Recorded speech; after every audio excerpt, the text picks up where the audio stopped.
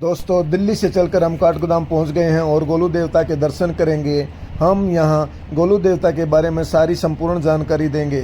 आप वीडियो में बने रहिए और वीडियो को लाइक, शेयर व सब्सक्राइब अवश्य कर दीजिएगा। जैसे जैसे हम आगे बढ़ते रहेंगे आपको सारी सत्यता के साथ बताते रहेंगे और हम इन पहाड़ियों के उतार चढ़ाव और सुंदर दर्शन करते हुए हम गोलू देवता के मंदिर में प्रवेश कर चुके हैं, जैसे कि आपको दिखाई दे रहे हैं। और अब मैं आपको यहाँ गोलू देवता के जन्म की बीती सारी कहानी सुनाता हूँ।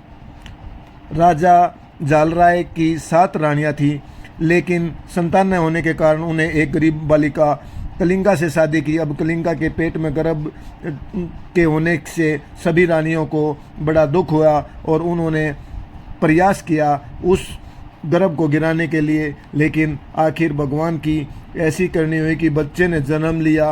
रानियों ने बच्चे को लोहे की पेटी में डालकर 7 तालों के अंदर डालकर गोरी नदी में बहा दिया।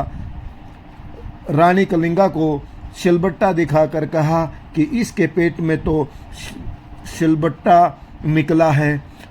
तब यह बात सुनकर राजा बुझा बुझा रहने लगा और बड़े दुख से चिंतित होकर अपना समय काटने लगा।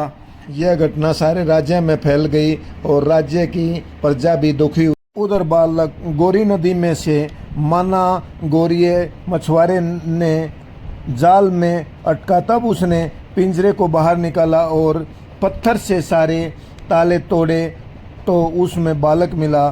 संयोगवश माना गोरिया को भी संतान नहीं थी। वह इस बालक को लेकर घर आया तो उसकी पत्नी देवरानी भी बहुत खुश हुई और यहाँ इस बालक का नाम करण भी हुआ, क्योंकि यह बालक गोरी नदी में मिला, इसलिए इसका नाम बाला गोरिया रखा गया और प्यार से इसको गोलू कहने लगे। अब बालक इस 6-7 वर्ष का हुआ तो उसने अपनी सारी पीछे की घटना याद आ गई, क्योंकि ये तो अवतारी बालक था। उसने देखा उसकी माँ सिलबट्टे को देखकर दुखी रहती है। उसने अपने माता पिता देवरानी से कहा कि मुझे एक घोड़ी चाहिए, क्योंकि माना गोरिया मछुआरा गरीब था। उसने गोलू को लकड़ी की घोड़ी लाकर दे दी।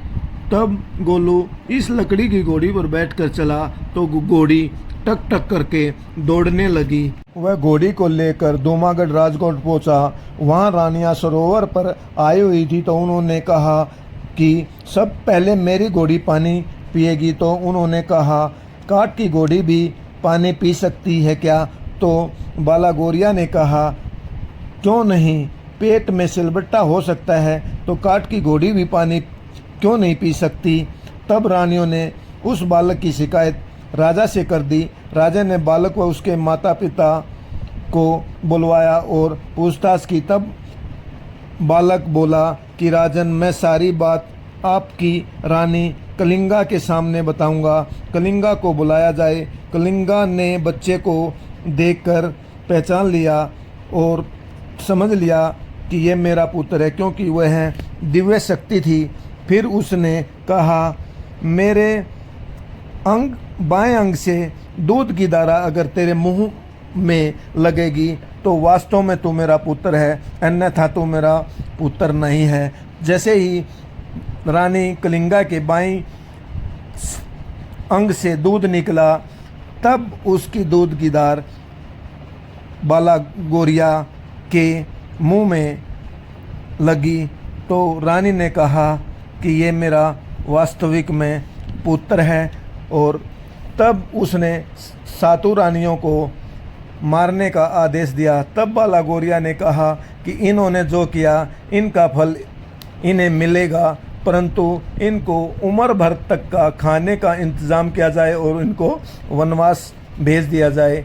तब राजा ने बाला गोरिया को अपना उत्तराधिकारी बना करके उसको सारा राजपाट दे दिया और बाला गोरिया ने धौली दुमा राजकोट पर व चंपावट पर राजपाट किया और अपनी प्रजा को संतुष्ट किया।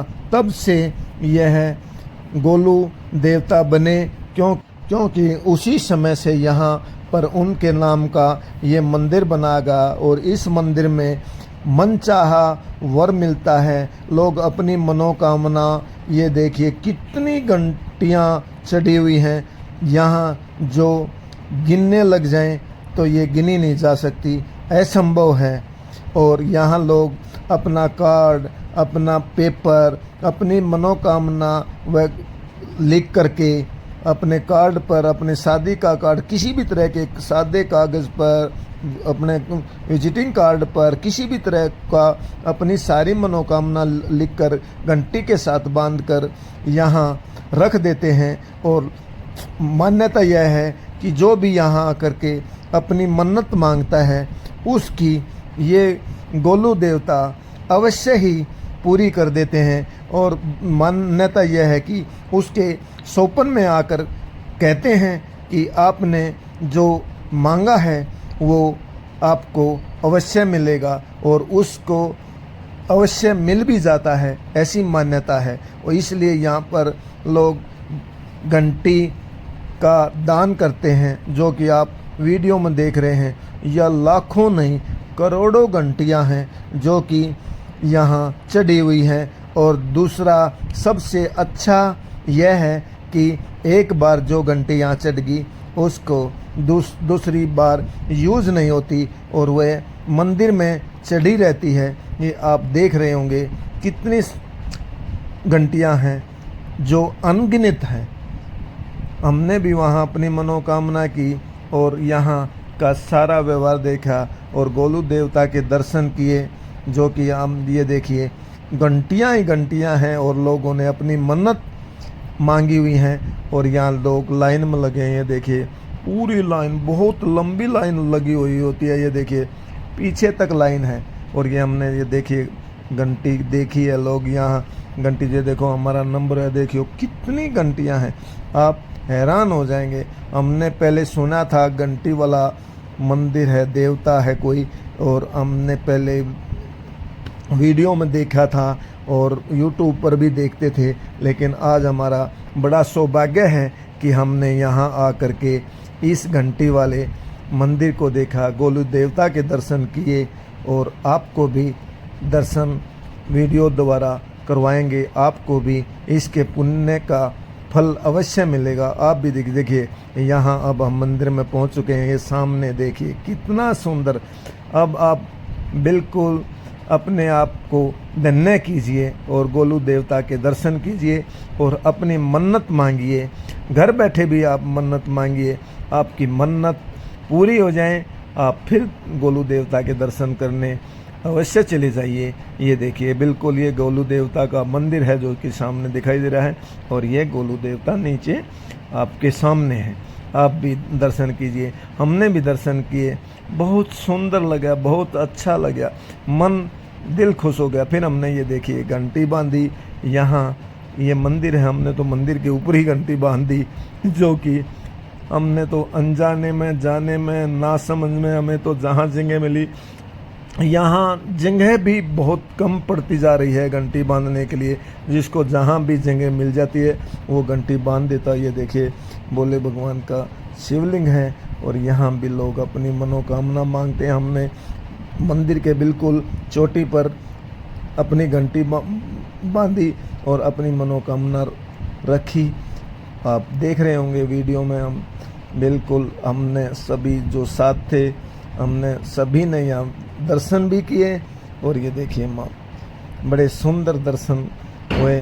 हमने दर्शन करके जैसे जैसे हम आगे बढ़े, हमने पूरे मंदिर में बड़े अच्छे आनंद आए और फिर हम यहाँ दर्शन करके वापस चल गए। जय गोलू देवता, आप अच्छा करिए, अच्छा रहिए, अच्छा सोचिए और सबका भला हो, यही भगवान से प्रार्थना कीजिए।